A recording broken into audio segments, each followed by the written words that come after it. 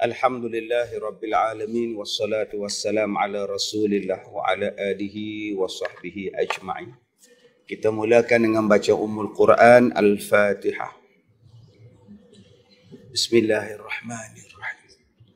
Alhamdulillahi Rabbil Alamin. Ar-Rahmanirrahim. Iyyaka na'budu wa iyyaka nasta'in. Ihdinas siratal ladzina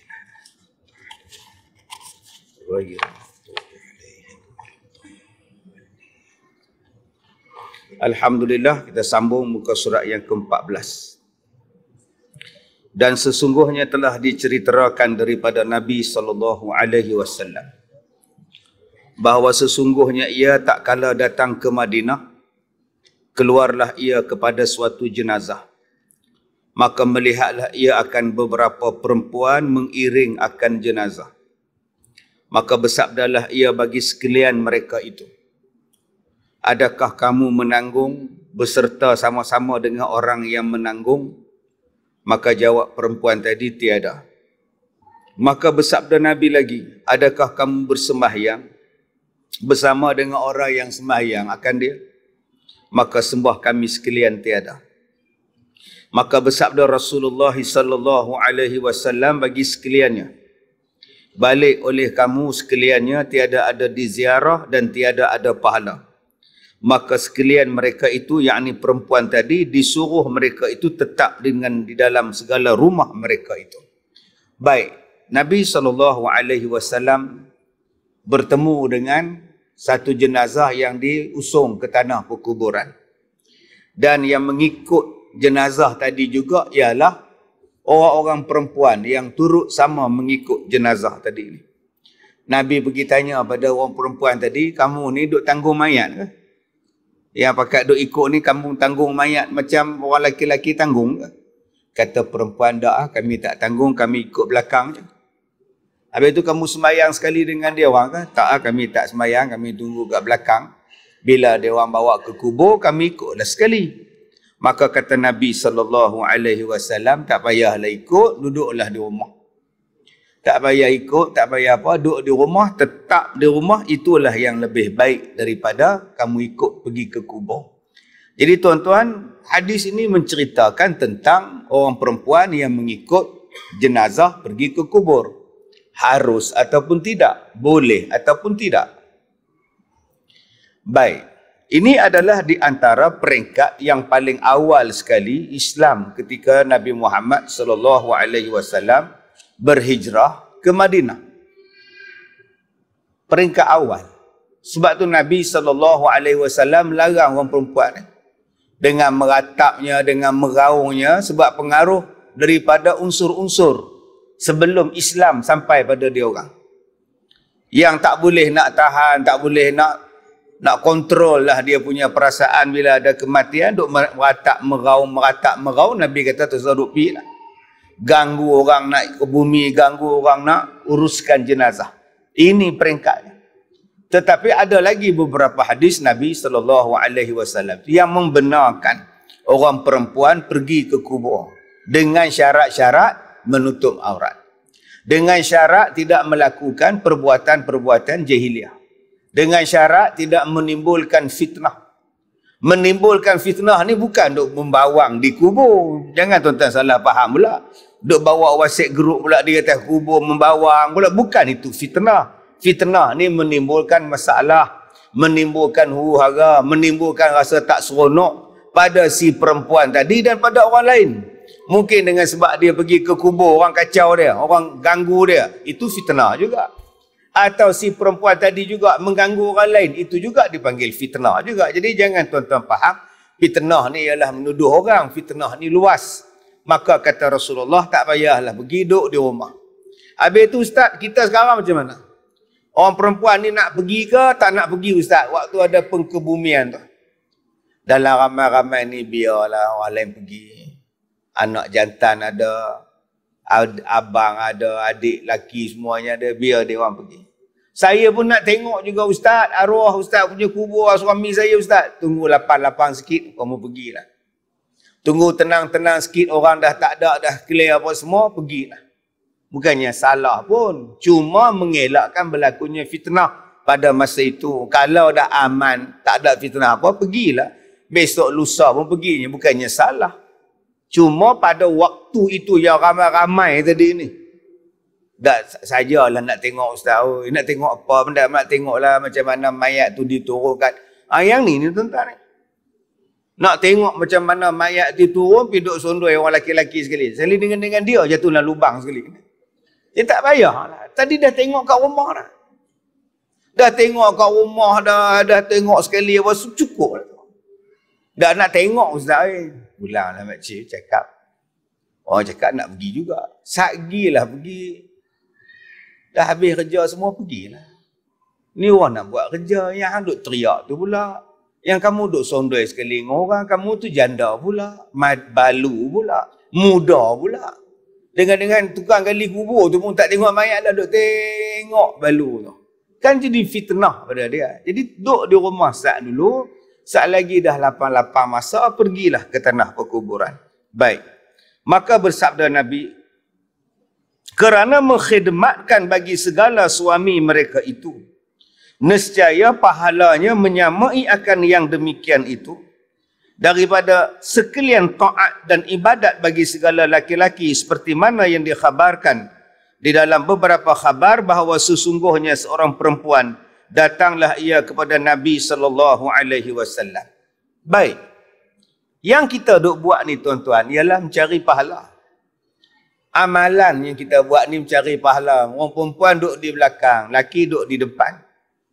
Tak payahlah Makcik Leha tanya pula, apa pasal orang perempuan belakang ustaz, laki di depan, saf. Kenapa kami orang perempuan di belakang? Kenapa orang laki depan? Kata Islam ni adil. Adil kalau boleh samalah satu saf. Ini imam laki-laki, Tok Siak laki-laki, Tok Bilal laki-laki, sah depan pun laki-laki, kami orang perempuan belakang.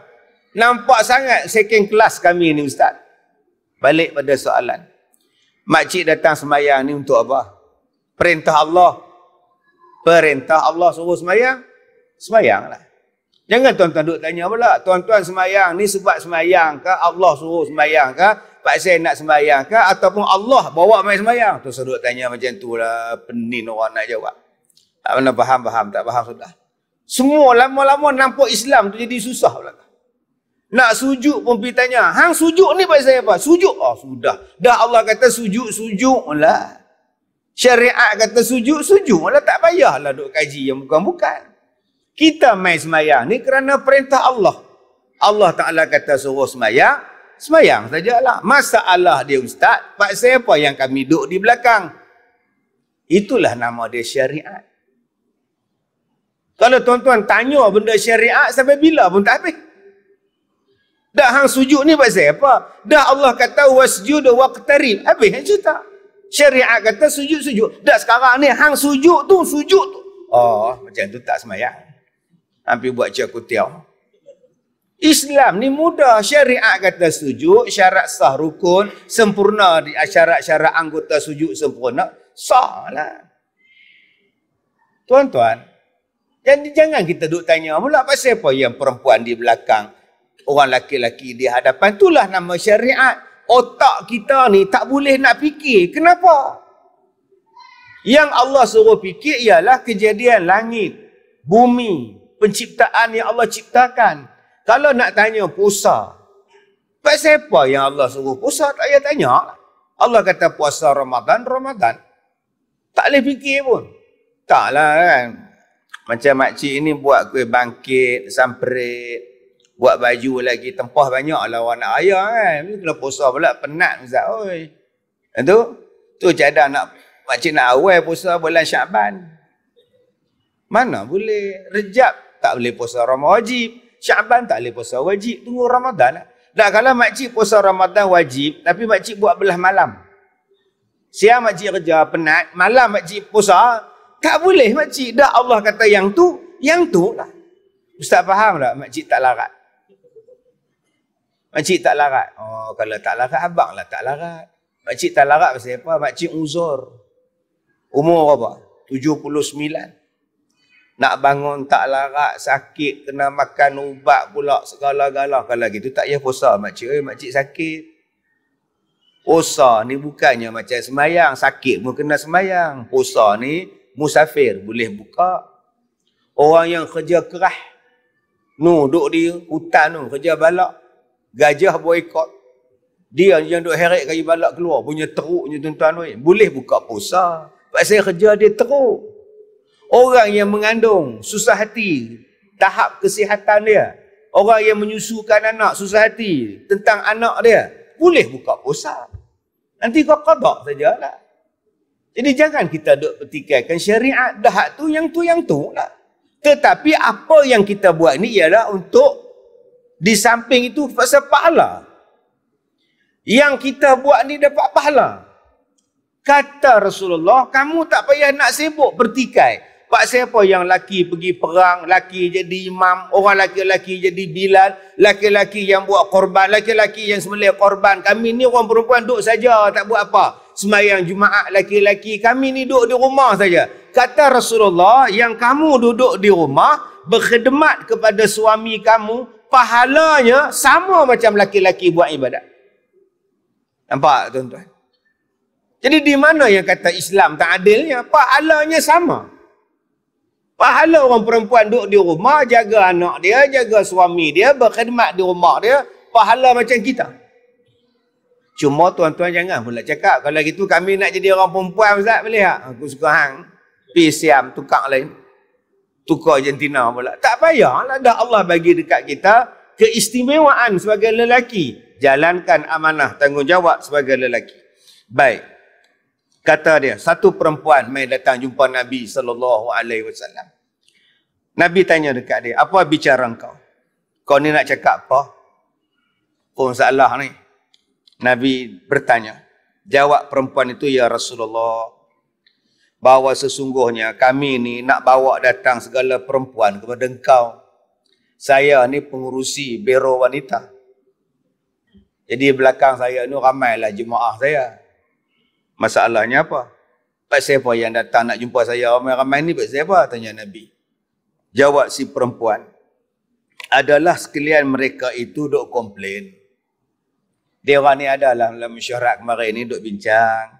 Bahawasanya sesungguhnya Allah Ta'ala menjadikan kita sekalian. Manusia ni Allah jadikan. Laki-laki pun Allah jadi. Perempuan pun Allah jadi. Masalah dia, kami orang perempuan ni nak tanyalah. Pak siapa kalau masing-masing dijadikan oleh Allah? Pak siapa kami ni dijadikan di bawah tangan? Tangan ni makna kuasa. Yakni di bawah perintah segala laki-laki. Pak siapa kami macam itu? Nak keluar rumah kena minta izin. Nak kerja kena minta izin. Suami tak izin tak boleh keluar. Padahal laki-laki pun Allah cipta, perempuan pun Allah cipta. Sebab siapa kami ni kena duduk bawah orang perempuan? Nak pergi Mekah pun kena tanya mereka lu. Kena pergi dengan mereka. Tak ada mereka tak boleh pergi pula macam mana cerita ni. Sampai nak main masjid pun kena minta izin mereka ni. Apa cerita ni? Padahal kita laki-laki, kita perempuan, Allah punya ciptaan sama aja. Sebab siapa kami kena duduk bawah dia orang? Oi tuan-tuan, kita tak katalah perempuan ni sisters Islam ni, tak lah. Pakat duk tanya macam-macam, duk petikai. Petikai, pasal apa orang perempuan kena pakai tudung? Pasal apa? Hak laki-laki tak payah pakai tudung. Zaman sekarang orang duk petikai. Dia tanya, pasal apa yang perempuan kena bertudung, laki-laki tak bertudung? Tanya pula. Tanya habis tuan-tuan. Kenapa laki-laki saja boleh jadi qadhi? Kenapa perempuan tak boleh jadi qadhi? Oh, sudah. Pak siapa yang perempuan kena macam ni? Ikut cakap suami, masak kat suami lah apa hak laki-laki ni duk. Rupanya tuan-tuan, yang orang duk bertikai zaman sekarang ni, zaman Nabi pun ada orang bertikai. Dah ada dah zaman tu, jumpa dengan Nabi ni. Maka kata dia, kita ni sebab hak mereka di dalam segala rumah. Dan kata dia, menjadikan kami ni orang perempuan, sekalian tempat keinginan bagi mereka itu. Kami ni seolah-olah sebagai tempat melepaskan keinginan saja. Layan dia orang je. Tengah masak kalau suami nak kena bagi. Sampai naik unta kalau suami berhajat kena bagi. Apa ni? Oh, dah tikai dah. Kemudian dia kata lagi.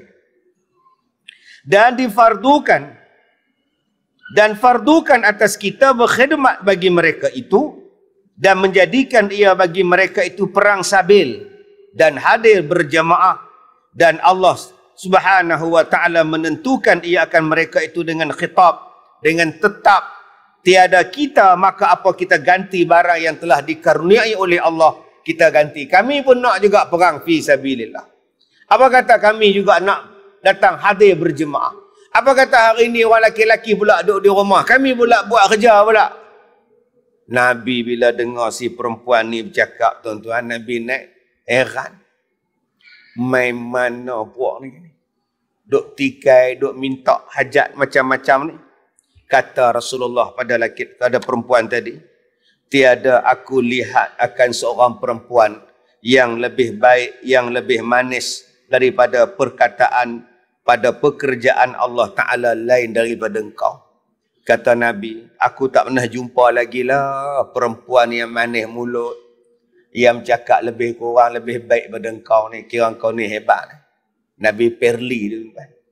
Yang dia duduk petikai ni, dia petikai siapa? Yang dia petikai ialah, dia petikai pekerjaan Allah, hukum Allah Ta'ala. Tuan-tuan, semakin pandai manusia ni, dia mula mempetikaikan hukum Tuhan. Macam-macam benda dia petikai. Di antara yang orang perempuan duduk petikai ialah tentang hak. Yang mereka tuntut ialah hak kesamarataan gender. Yang mereka tuntut ialah hak untuk menjadi macam ni, nak jadi macam ni, macam laki-laki. Habis, tuan-tuan. Main bola minta, main rugby minta, wrestling minta, boxing minta, muay thai minta. Apa lagi yang tak ada sekarang? Semua mereka nak, tuan-tuan. Itu hak dalam bidang sukan. Ni hak duk minta dalam bidang agama ni, nak minta jadi imam. Nak minta jadi imam. Nak minta Bilal perempuan. Nak minta satu sah ni, laki perempuan, laki perempuan, laki perempuan. Oh, sampai tahap macam itu, tuan-tuan. Zaman dulu dah ada dah. Maka kata Rasulullah sallallahu alaihi wasallam. Kemudian bersabdalah Nabi, balik kamu, sampaikan oleh kamu daripada belakang engkau, daripada segala perempuan yang Islam, bahawa sebaik-baik taat salah seorang kamu bagi suaminya, pahala dia menyerupai pahala laki-laki yang duk buat semua benda tu. Hebat orang perempuan. Tak payah nak perang sabilillah. Akak-akak oi, tak payah nak perang. Akak-akak oi, tak payah nak jadi imam sembahyang subuh ni penat. Tidur pukul 2, 5.30 bangun dah. Kak tak payah kak oi, biar laki-laki jadi imam. Tak payahlah kak oi nak korban lembu, nak tumbang lembu ingat senang. Hak mati kena tendang semua dah. Yang kak leha sibuk nak pergi pegang lembu tu pasal apa? Biarlah orang laki-laki buat. Yang nak buat akikah ke biarlah laki-laki buat. Yang nak baca khutbah biarlah laki-laki buat. Biarlah laki-laki buat sebab itu perintah Allah. Habis itu macam mana saya nak dapat pahala, Ustaz? Akak taat kepada suami akak, pahala dia macam kami buat. Subhanallah. Satu je kerja akak, taat pada suami, selesai. Suami pula seorang pula. Seorang pula. Allah untung kau. Dah lah seorang. Stroke pula. Lagi senang, subhanallah. Cakap tidak, gerak tidak, jalan tidak, makan tak banyak. Senang kak masuk syurga kak. Jadi kalau kak rasa kak nak masuk syurga, minta suami stroke. Tak pernah faham, tak faham sudah. Yang gatai nak pergi buat duk tikai yang ni, tikai yang ni pasal apa? Tak payah. Kita hidup ni nak cari pahala, nak bawa bekalan. Wa tazawwadu fa inna khairaz zadi taqwa. Berbuat bekallah kamu, sebaik-baik bekalan ialah takwa. Jadi salah satu jalan nak dapat pahala ialah taat kepada suami. Pahala dia macam pahala orang laki-laki yang banyak buat kerja. Senang saja. Dapat pula suami yang soleh. Dapat pula suami yang baik, lagi menyenangkan kita masuk syurga. Baik, kemudian. Bermula dalil yang menunjukkan atasnya, seperti yang diceritakan daripada bahawa sesungguhnya seorang badui datanglah ia kepada Nabi SAW. Berkatalah Arab badui tadi. Dia kata, hai Muhammad, bahawa engkau sesungguhnya telah menyeru engkau kepada manusia, kepada Allah, Dan aku percaya dengan dikau dan tiada aku benarkan akan dikau melainkan kau tunjukkan mukjizat depan mata aku. Ni Arab Badui pula. Dia kata, wahai Muhammad, aku duk dengar cerita ni, kau ni duk menyeru pada Allah, menyeru pada Islam. Jadi aku main pada kampung ni, nak tengoklah kau ni betul ke tak betul. Aku nak percaya ataupun tidak percaya. Tapi aku akan percaya bila kau tunjukkan pada aku mukjizat depan mata aku ni, baru aku percaya. Tu dia tuan-tuan. Ni zaman Nabi Muhammad minta macam itu. Nak dalil, nak dalil, nak dalil. Macam sekarang lah Isra' Mi'raj, orang tanya nak dalil. Macam mana manusia biasa pernah naik ke langit? Macam mana Ustaz? Nabi Muhammad tu manusia biasa, macam mana naik ke langit? Roketnya mana? Saya cakap yang manusia biasa tu, abang, Nabi bukan manusia biasa. Manusia biasa daripada struktur tubuh dia. Tapi kemuliaan dia jauh pada abang. Abang jangan duk perasan abang ni sama dengan Nabi. Abang jangan perasan abang tu sama dengan Nabi. Abang kalau berak tengah jalan tu, seminggu tak hilang tai abang. Nabi Muhammad tak macam tu. Najis dia pun dimuliakan. Diserak habis tanah ni tak ada supaya tak ada orang timbul. Bayang Nabi Muhammad pun orang tak pijak. Abang ni bukan setakat bayang orang pijak. Cuba abang tidur dengan abang orang pijak. Nabi Muhammad bukan macam kita. Dari sudut kemuliaan, daripada segi kemanusiaan ni samalah surah An-Nisa ayat 1. Ya ayyuhan nasu taqu rabbakum. Wahai manusia, bertakwalah kamu pada Tuhan kamu. Yang mana kamu ni asal daripada manusia yang sama, yang satu. Min nafsin wahidah. Maknanya daripada segi sifat kemanusiaan sama. Rasulullah sakit, Rasulullah seronok, Rasulullah sedih, Rasulullah wafat. Macam kita. Tetapi daripada kemuliaan tak sama. Nabi Muhammad dapat wahyu. Bukan apa yang dia cakap, yang dia buat tu saja-saja. Wahyu bimbing dia. Jangan duk sama pula. Nabi Muhammad pun buat dosa pula. Dosa apa bendanya? Nabi Muhammad pun lupa. Lupa apa ke bendanya? Lupa tu pun sebab nak ajar orang. Nabi Muhammad pun ada masa tak menunaikan janji. Bila? Hang yang tak tunai janji, kata kat Nabi Muhammad. Dia yang tak tunai janji, pergi tuduh Nabi Muhammad tak tunai janji. Nak bawa pergi haji. Ingat Nabi Muhammad tu package umrah ke apa? Pakai Dr. Sadai kat KLIA tu. Jangan cakap macam itu. Kita ni kalau nak pergi ke mana-mana, adalah. Tapi Nabi Muhammad tu kalau dibawa ke langit sekalipun, itu kemuliaan untuk dia. Sebab yang bawa tu bukan Nabi. Yang bawa tu Allah. Subhanallazi asra bi'abdihi laylan minal masjidil haram. Yang kedua, pak siapa yang hari ni orang duk bertanya Isra' Mi'raj ni, dia duk tak apa nak percaya. Sebab dia bayangkan tadi serupa. Dia bayangkan dia besar, dia bayangkan dia hebat, dia bayangkan dia ni agung, dia bayangkan diri dia ni adalah manusia yang terhebat.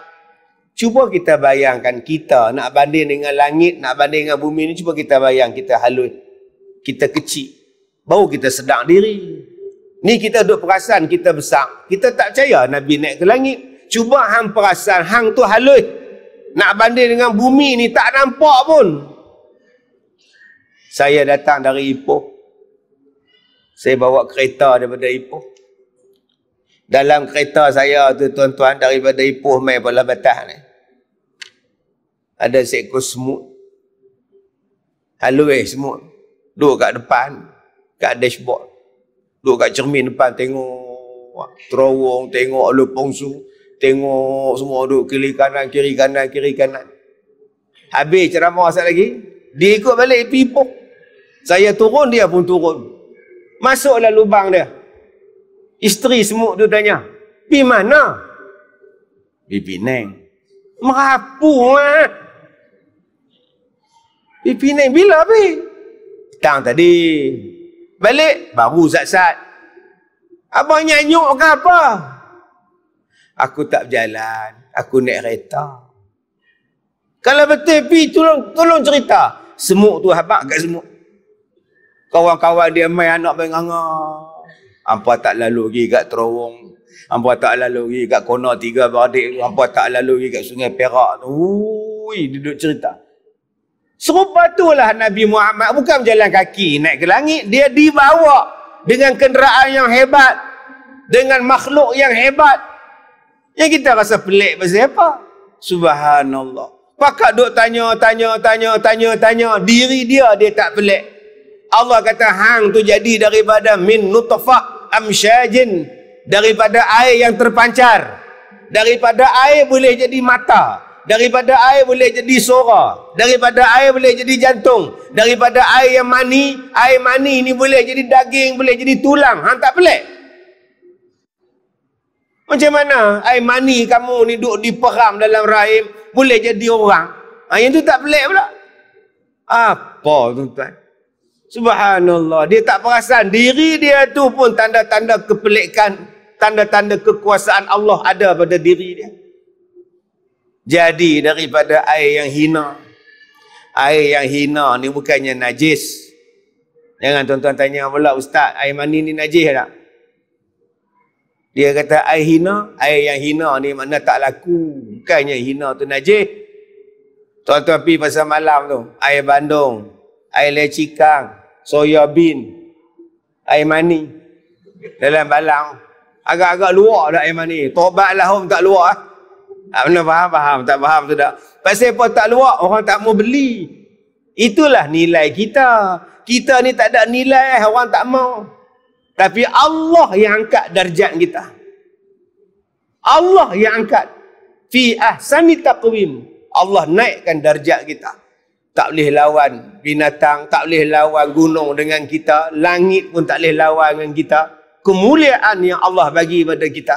Jadi khalifah atas muka bumi ini. Dia duduk petikai Nabi Muhammad naik ke langit. Baik, tuan-tuan yang dirahmati Allah. Jadi datanglah Arab Badui ni, dia tanya, saya akan beriman pada engkau, kau tunjukkan dulu pada saya mana dia mukjizat engkau. Nabi tanya, hang nak apa? Hang nak apa? Kata Arab Badui tadi, engkau suruh akan pokok kurma yang kering ni. Maka datang ia pada dikau dan ada di hadapan mereka itu satu pokok kurma yang sudah kering, lagi sudah lama. Dia kata, wahai Muhammad, kalau betul kau Rasul, panggil pokok kurma ni mai sini. Mai berjalan kat kita. Pokok kurma kering. Maka Nabi pun berkata kepada Arab Badui tadi, kamu pergi kat pokok tu, kamu cakap dekat dia, Muhammad memanggil dikau. Cakap dekat pokok tu, Muhammad panggil. Maka pergilah dia berkata, hei pokok kurma, perkenankan olehmu akan Muhammad bahawa sesungguhnya dia memanggil dikau. Dia pergi kat pokok kurma tu, dia kata, hai pokok kurma, Rasulullah panggil. Apa jadi lepas tu? Maka bergerak-geraklah pokok kurma itu daripada pihak yang kanan. Akar belah kanan dia bergerak, dah bergerak, akar belah kanan dia duduk di atas. Saat lagi pula bergerak-gerak pula sebelah kiri, tercabut akarnya yang sebelah kiri. Dan pokok tadi tuan-tuan berjalan pergi kat Nabi. Ni nama dia mukjizat. Pelik tak? Pelik apa? Mukjizat memang pelik. Yang tak tercapai pada akal. Dan dia berlaku kepada Nabi-Nabi sallallahu. Nabi-Nabi. Ya, termasuklah Nabi kita Nabi Muhammad sallallahu alaihi wasallam. Memang benda pelik. Benda pelik kan ada 5. Benda pelik kan ada 5. Pertama, irhas. Benda pelik yang berlaku kepada bakal-bakal Nabi. Waktu dia kecil, waktu belum diangkat menjadi Rasul. Nama dia irhas. Nabi Isa bercakap dalam buayan. Wa yukallimun nasa fil mahdi wa kahlah. Bercakap dalam buayan. Nabi Isa tu cakap lah. Itu nama dia irhas. Nabi Muhammad ni lahir tuan-tuan, tutup segala api yang disembah Majusi 1000 tahun. Nabi Muhammad dilahirkan, cahaya ni naik ke langit. Tu nama dia irhas. Nabi Muhammad dibelah dada dia waktu kecil. Tu nama dia irhas. Yang kedua, benda pelik yang kedua yang berlaku, nama dia mukjizat. Iaitu perkara yang berlaku kepada Nabi setelah dilantik menjadi Nabi. Nabi Isa menghidupkan orang mati. Nabi Musa lempar tongkat, terbelah laut. Lempar tongkat, jadi ular. Tu Nabi Ibrahim lempar ke api, tak jadi apa. Keluar elok ayat Nabi Ibrahim. Yang ketiga, benda pelik yang ketiganya namanya ialah sihir. Sihir ini dipelajari. Sihir ialah benda yang dipelajari. Boleh pukau orang. Duduk elok-elok dia pukau. Kita tak ingat. Sihir ni dia buat satu amalan sihir. Okey, dia gantung benang tu jatuh. Pengsan Haji Bahri. Buat lari tu anak Haji Bahri. Tu nama dia sihir. Dia boleh jadikan lauk tu jadi ulat, tutup kedai. Ada yang jadikan perut besar, merenin perut, pecah perut dia. Doktor tak tahu sakit apa. Tu nama dia sihir. Yang keempat namanya karamah. Kemuliaan yang Allah Ta'ala bagi kepada kekasih-kekasih Allah. Nama dia wali. Wali. Ini nama dia karamah. Dia mari, kita jumpa dia, dia mari. Dia tengok kita. Terus dia cakap, kita ni kalau tak sembahyang subuh, tak ada makna hidup. Allah, kita kata. Aku tadi tak sembahyang subuh. Dia pula cakap, kita ni kalau tak sembahyang subuh, apalah makna hidup kita. Dia ni kata kat aku kan. Macam mana dia tahu aku tak sembahyang subuh? Tutup wali tu. Okey, tutup wali. Saya jumpa lah dulu tuan-tuan. Orang ni pakat main jumpa dia. Budak ni 4-5 tahun tak boleh bercakap. Tak boleh bercakap. Mak datang jumpa dia. Pak datang. Tengoklah ustaz, oh, anak kami ni 5 tahun tak boleh bercakap. Dia buka mulut, dia ludah budak. Balik. Cakap. Dengan izin Allah. Subhanallah. Cuba tuan-tuan sekarang jumpa ustaz. Anak tak bercakap. Ludah tu. Coronavirus budak tu. Main.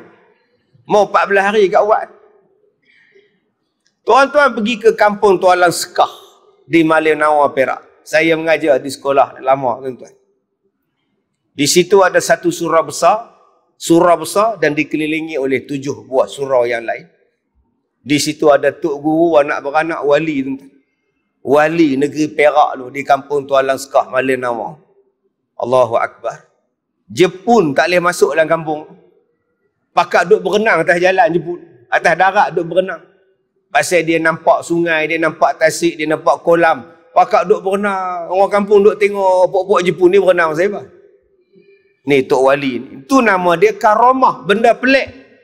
Nampak macam laut pada darat. Berkat doa. Ni nama dia karamah. Amalan dia tinggi. Ibadat dia kuat. Maka Allah Ta'ala berikan kemuliaan pada dia. Yang kelima, dipanggil ma'unah. Ma'unah ni bukan rompak senjata. Bukan. Tu kumpulan ma'unah. Ma'unah ni pertolongan Tuhan. Siapa-siapa pun boleh Tuhan tolong. Siapa-siapa pun. Islam ke tak Islam ke Tuhan bagi. Jatuh tu, duk tukang.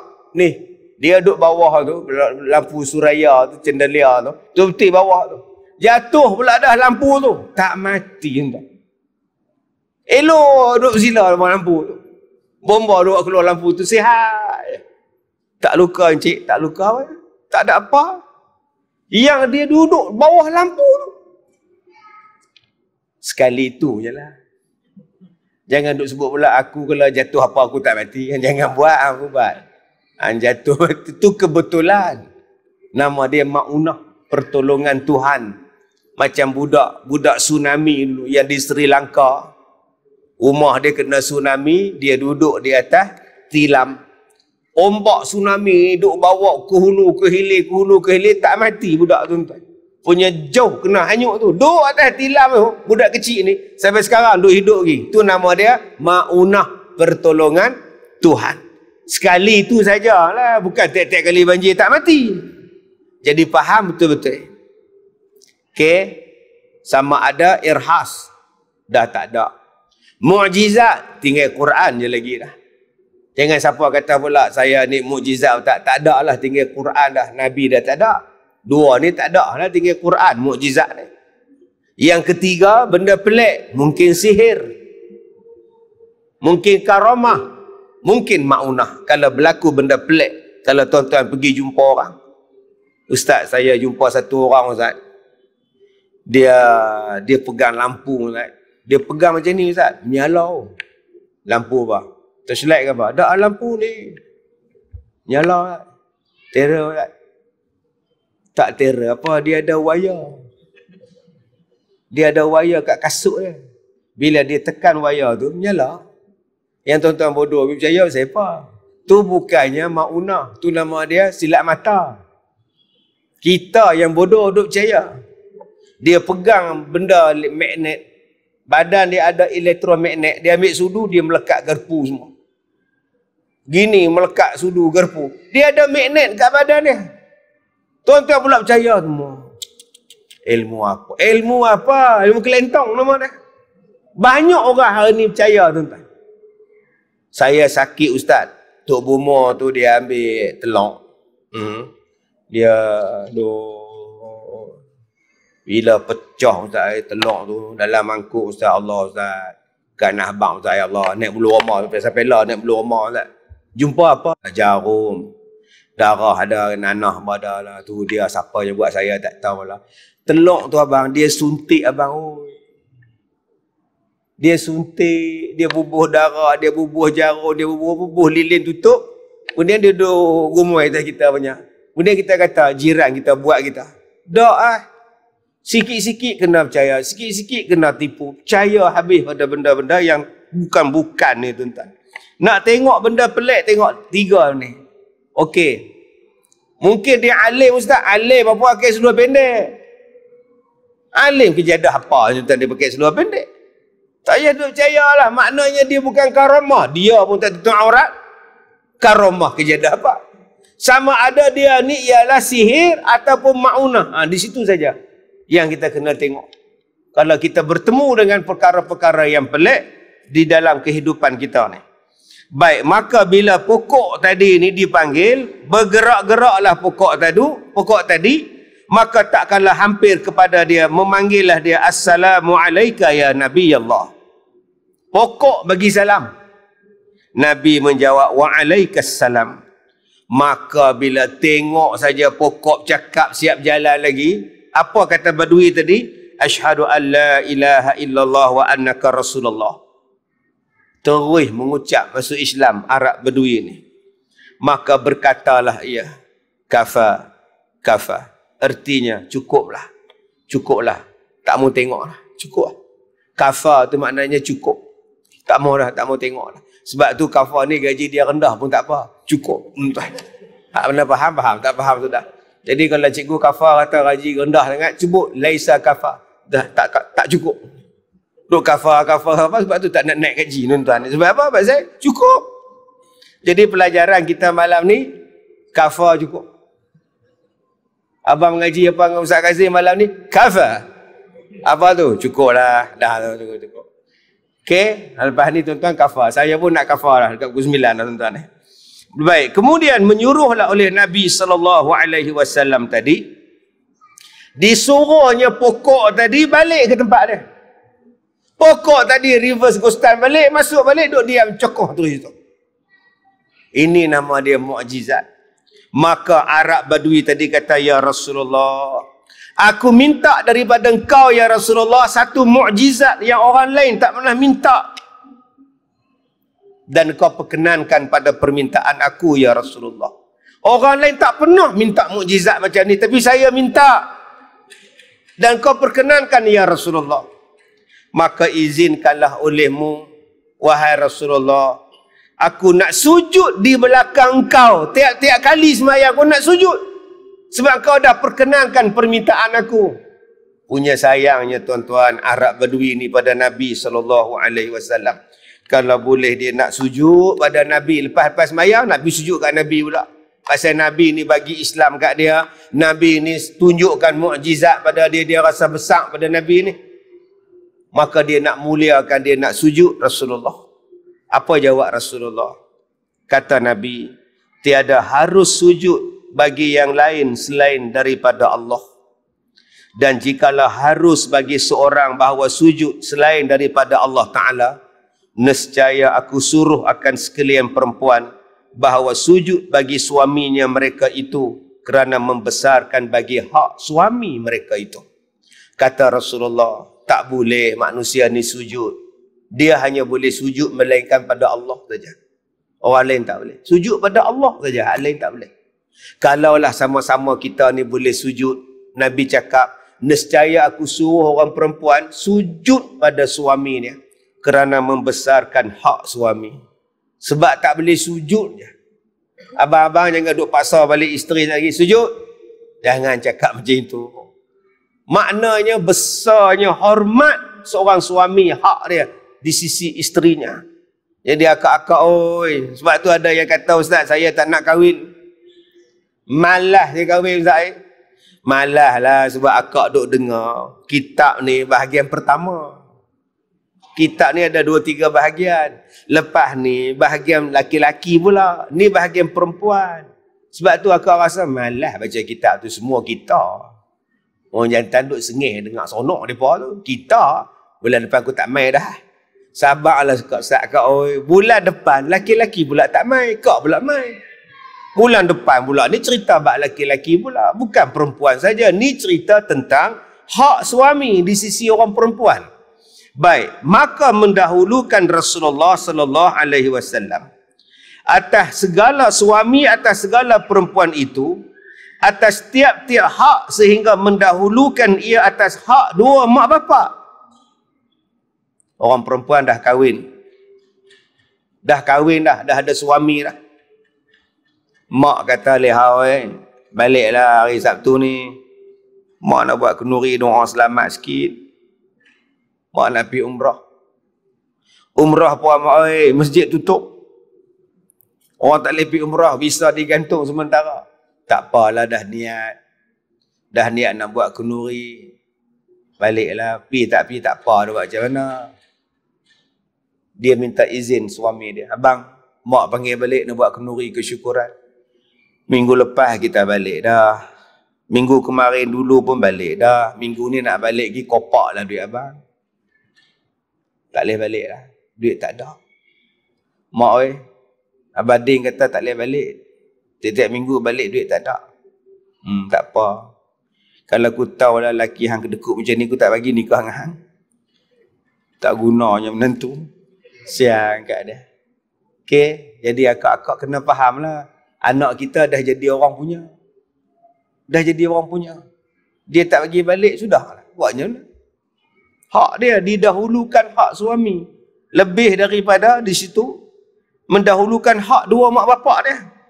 Seperti barang yang datang ia daripada tergaib pada mereka itu pada hak kedua mak bapak. Dan zaujah atas barang yang diceritakan daripada Sayyidina Umar bin Al-Khattab bahawa sesungguhnya ia keluar bersama dengan sahabatnya. Maka melihatlah ia seorang perempuan menanggung ia akan seorang yang tua di atas belakangnya. Maka berkatalah oleh Sayyidina Umar, "Apa yang payah-payah ni? Orang perempuan duk kendong pak. Kita panggil kokong. Satu budak perempuan, orang perempuan, kendong pak dia hak tua. Bayangkan orang perempuan kendong, tuan-tuan. Pak dia kata lah berat 50 kilo. 50 kilo tu agak-agak berat tonggek. Bayangkan orang perempuan duk usung tonggek berjalan ke hulu ke hilir, dia bawa tonggek. Macam tu lah berat. Tuan-tuan, berat tuan-tuan sekarang 115 kilo. Agak-agak apa tonggek.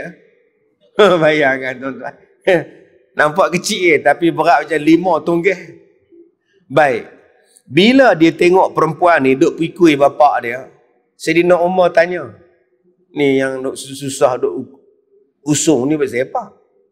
Perempuan tadi kata, "Ya Amiral Mukminin, Ni hak saya duk susun ni, yang saya duk dukung ni pak saya.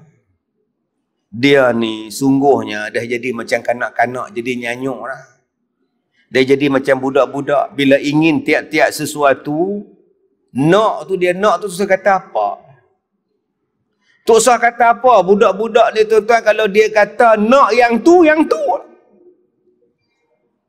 Sebab tu di sekolah, di rumah saya, di pejabat saya ni pengumpul kereta kecil-kecil.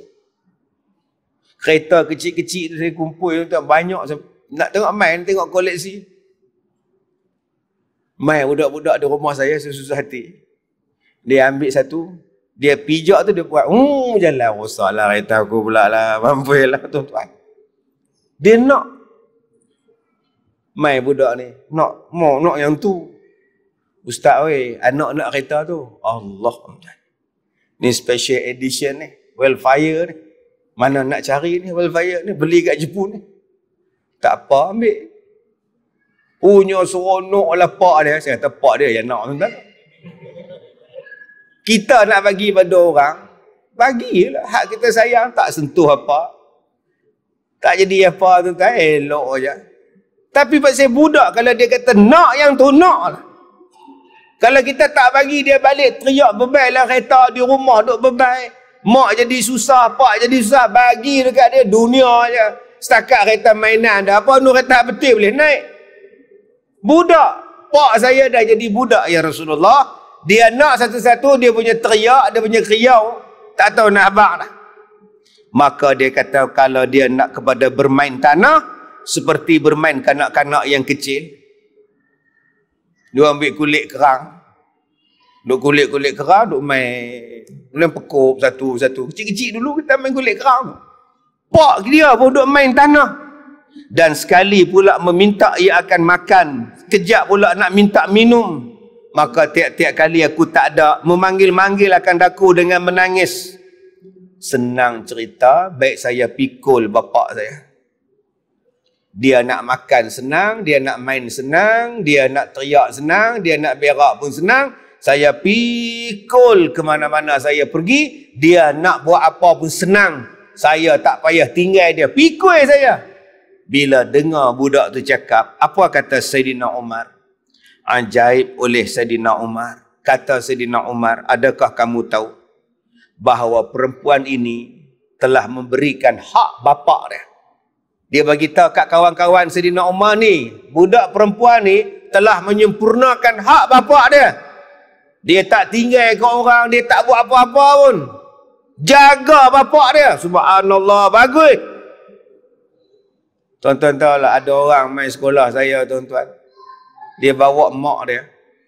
Dia kata kat saya, Ustaz, bapak kami baru meninggal.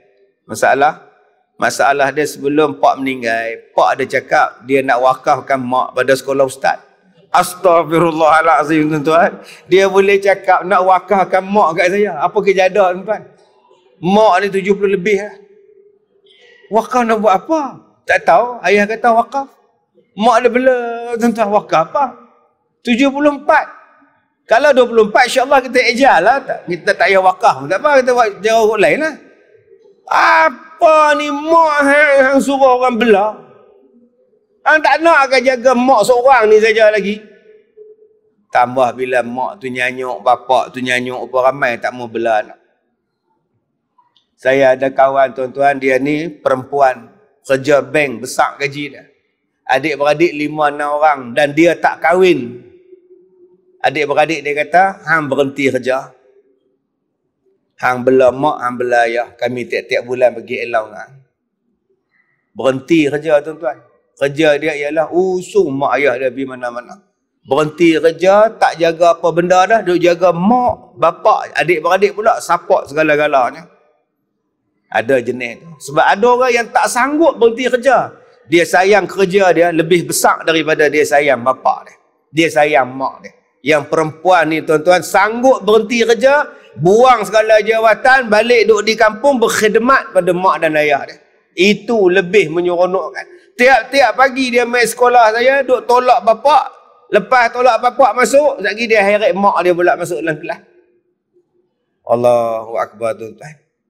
Sanggup. Dia tak kira glamour, dia tak kira nak pakai spek mata birja, spek hitam tak. Aku jaga mak pak aku. Baik, bila Saidina Umar kata macam tu, maka kawan-kawan Saidina Umar kata, bala ya Amiral Mukminin. Bahkan, bala tu maknanya bahkan. Betul ya, betul. Bala, betul. Betul wahai Amiral Mukminin. Maka kata Saidina Umar radhiyallahu an, dan aku minta kepada Allah, mudah-mudahan aku bercakap ni betul. Yang budak ni telah menyempurnakan hak. Mudah-mudahan ziyadah lagi atas budak ni. Ditambah lagi kebaikan pada budak ni.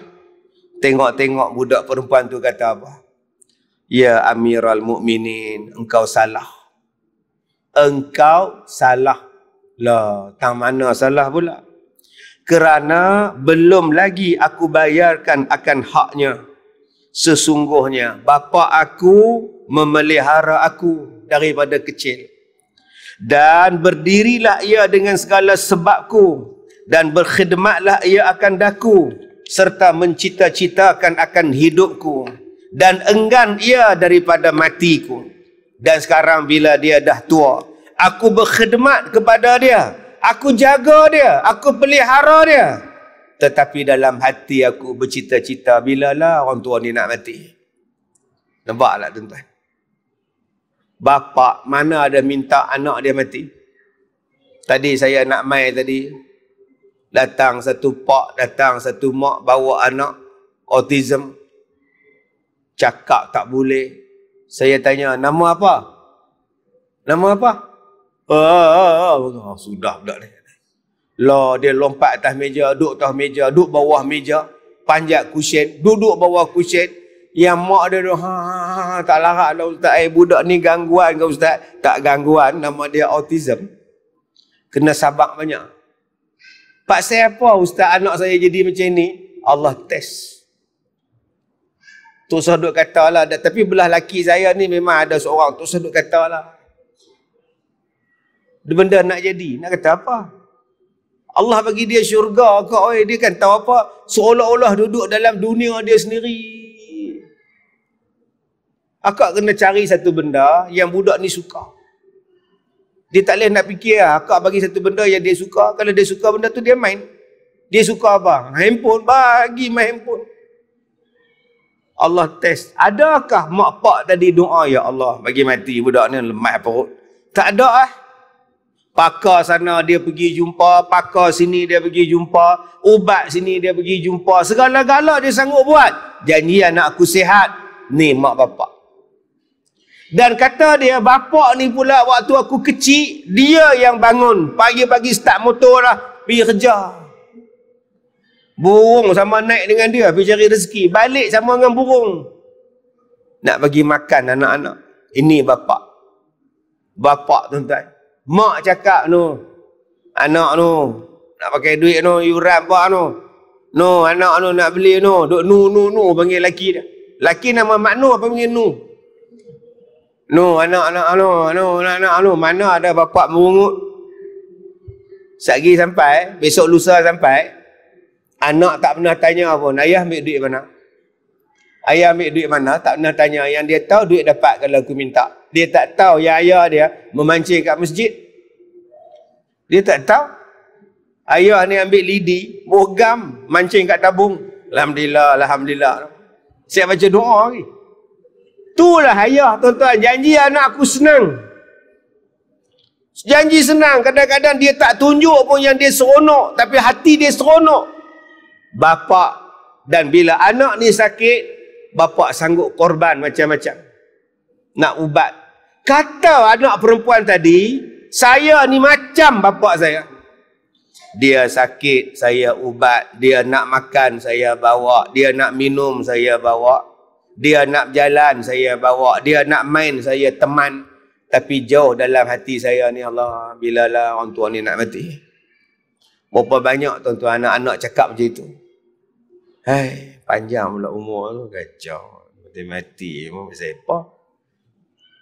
Itulah bezanya seorang anak dengan seorang bapa. Jadi tuan-tuan, mudah-mudahan yang mana ada bapa, yang masih ada mak, jaga elok-elok.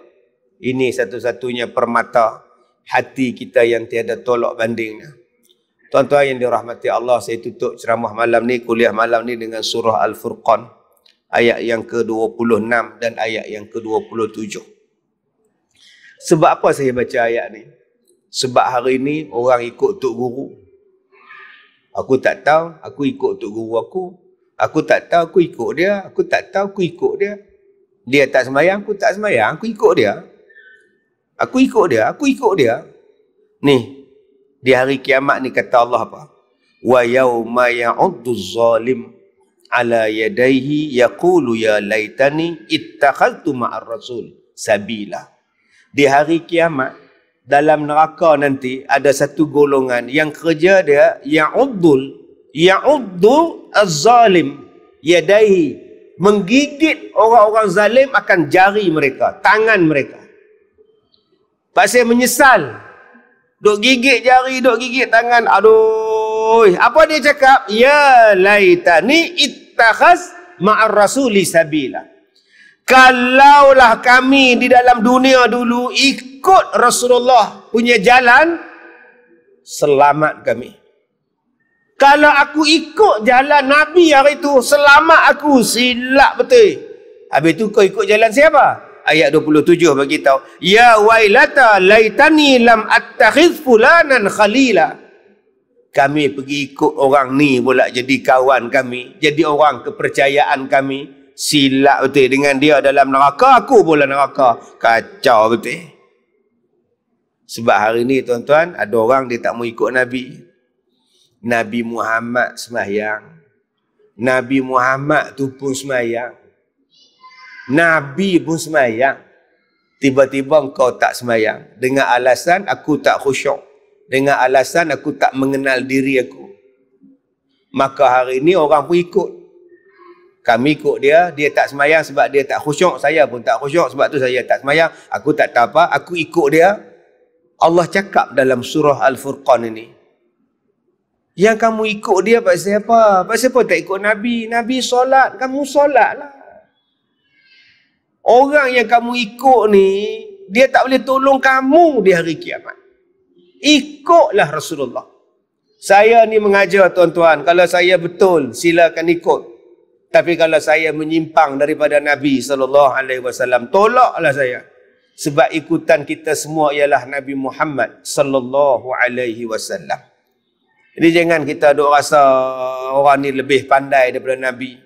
Allah Ta'ala sebut benda ni dalam surah Al-Mudaththir ayat 42, 43, 44, 45, 46. Allah Ta'ala tanya apa? Ma salakakum fi saqar.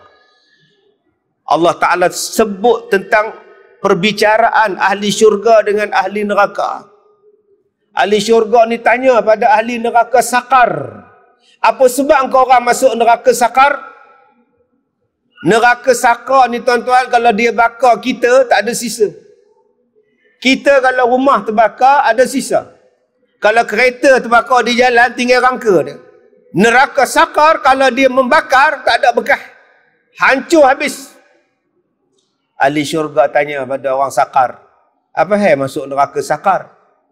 Maka mereka menjawab, kami dulu waktu hidup dalam dunia, lam naku minal musallin, kami tidak semayang. Jadi apa nak jadi pada orang yang tak nak semayang terang-terang hari ini? Dengan bangga pula sebut kami tak semayang. Sedangkan Allah terang-terang sebut orang tak semayang ni nama dia neraka saqar. Jangan tanya saya pula, ustaz siapa nak menjadikan kami masuk neraka? Saya tak pernah jadi Tuhan. Tapi Tuhan bagi jadi. Tuhan yang sebut dalam Quran, orang yang tak semayang nama dia masuk neraka saqar. Bukan saya Tuhan menjadikan kamu masuk neraka. Tak. Saya cuma membacakan ayat Quran. Kenapa manusia masuk neraka? Salah satu sebabnya ialah tak semayang. Yang kedua, sebab tidak memberi makan orang-orang miskin. Ketiga, sebab berbual, menyembang pada benda-benda yang salah. Nakhudhu ma'al khaidin. Duk menyembang benda-benda batil. Duk bercakap benda-benda yang tak betul. Dan yang keempatnya sebab tak beriman pada hari kiamat. 4 sebab kata Allah. Kenapa kita dihumban dalam saqar? Tak semayang, tak bagi makan orang miskin. Yang ketiga, menyembang benda yang tak betul. Dan yang keempatnya ialah sebab tak beriman kepada hari kiamat. Mudah-mudahan kita jadi orang semayang dan dipelihara daripada neraka. Wallahu a'lam. Saya minta maaf jika terkasar bahasa. Wabillahi taufiq wal hidayah. Assalamualaikum warahmatullahi wabarakatuh.